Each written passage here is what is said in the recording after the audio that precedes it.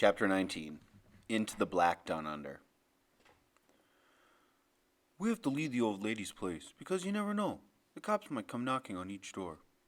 They're like bugs, My father says. They're not too smart, but there's lots of them, and they keep at it. On the other side of the alley is this boarded up building. It used to be part of the testament until a fire burned it out. And my father decides we'll hide there until Iggy gets a car for us. He reaches out and pulls off a big piece of plywood with one hand. The screechy noise the nails make sounds like a cat fight. And the next thing, there's a real cat, a black one, that leaps out from behind the plywood. My father jumps so hard, he yanks me to the ground and I bump my head. Dumb animal, He says. get up now. That's just a scratch. A little blood never hurt a man. It doesn't hurt. And anyhow, I sort of like the taste of salt in my mouth. It makes me feel awake. Get in there. He says. And then he's pulling me through this old burned out window, and we're inside the building. Everything is black and wet and dripping, except where snow has come down through the holes in the roof. Most of the inside walls are gone, and you can see where the center beam was chewed up by the fire. All the old pipes and wires are hanging down, and everywhere underfoot is broken glass, the color of smoke. I used to wonder exactly what hell looked like. He says. Now I know. He finds a place where the stairs go down into the basement, and he pulls away the boards and planks. You should feel right at home, He says. cooped up like you were down in that cellar hole. It's so dark, he has to use a cigarette lighter, and the flame is so puny, you still can't see the bottom of the stairs. You go first, he says. We can't have both of us in the same step. It might break.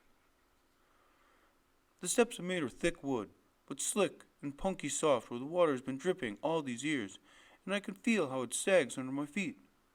There's a rail that's hard to grab with my hands tied, and the way he's holding up the lighter, you might as well keep your eyes closed, because it's that dark, you can't see a thing.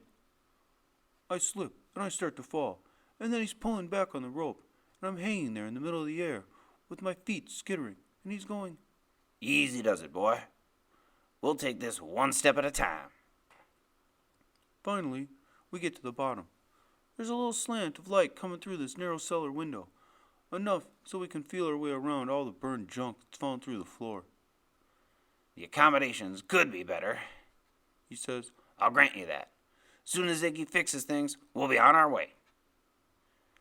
He ties my feet back up and loops the rope tight around his old busted up boiler that's tipped over so I can't move or see what's behind me. Understand, you can't be trusted quite yet, He says. Once we get on the road, things will be different. You'll get smarter every mile we put between us and this place. He rips a piece off my shirt and ties it on my mouth so I can't be shouting. He says, and wake up the neighborhood. He rubs his hands through my hair again, real gentle. I'm pretty sure there's this sweet smile on his face, although it's so dim you can't be sure. You just sit tight here a minute. He says. I have to go see a man about a car. Then he's gliding away, and I hold myself still in case this is a trick, and he's really sneaking up behind me to see if I can get my hands loose, which I can't. They're numb and bloated from the rope cutting into my wrist. And finally I stop trying, and I just sit there, letting my eyes open up in the dark. I can barely make out that narrow window, hardly big enough so a cat could slip through, and under it is a big pile of coal slagged up against the foundation wall. Overhead, there's creaking with the weight of him moving around, trying to be light on his feet. I'm listening to him, up there, and trying to see out the little window, when something moves against the light. I'm pretty sure there's a scratching sound coming from the window, except you can't always believe what you hear in the dark. Then, whatever it is, goes away, and I'm thinking it was probably a cat, or maybe a dog sniffing around. Finally, I just keep still, because the more I move, the tighter the rope gets. The next thing I hear is someone on the steps, these light, little feet trying to be real quiet, and then a flashlight comes on, and this woman's voice says, You there, kid? Loretta Lee. I can't say anything because of the gag. All I can do is sort of kick around a little, let her know where I am. You can tell by her shaky, thin voice she's scared of the dark. Kid? Tell me, is that you? Oh, Lord Jesus, what am I doing down here? Then the beam of light.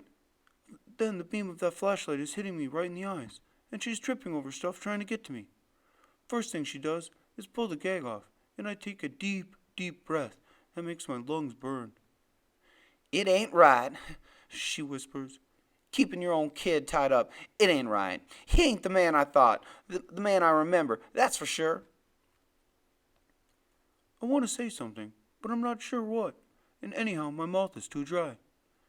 She's put the flashlight on the floor, aiming up so she can try to untie the rope. The man is a genius for knots, she says. I can feel how her hands are shaking, and she's fumbling around. Also, I can hear the boards creaking overhead, but you can't be sure. It might just be the wind. Loretta goes, The plan is, Iggy keeps him busy while I get you loose. Now, isn't that a good plan? There's enough cops up there to start a war. We'll be safe enough when we get out of this godforsaken place. Her hands are pulling at the ropes, nervous and quick, but the knots just keep getting tighter. Finally, she has this idea to cut the rope with the ragged edge of the boiler. I saw this in a movie once, she whispers. I forget which movie. She's working the rope against the sharp edge of that boiler, and sure enough, it cuts through. Just the one cut won't do it, though, and she has to do it twice before my wrists get loose, and I can't help much because my hands are all numb and swollen. Next thing is this piece around your ankles, she says. I sure can't carry you up out of here. You think you can walk? I get this loose? Yes, ma'am, I say. That makes her giggle. My, ain't we got polite all of a sudden, she says. There, that should about do it. My feet come loose, and I try to stand up, and I have to lean some of my weight on her. She goes, Just a second, sugar. Let me get this flashlight.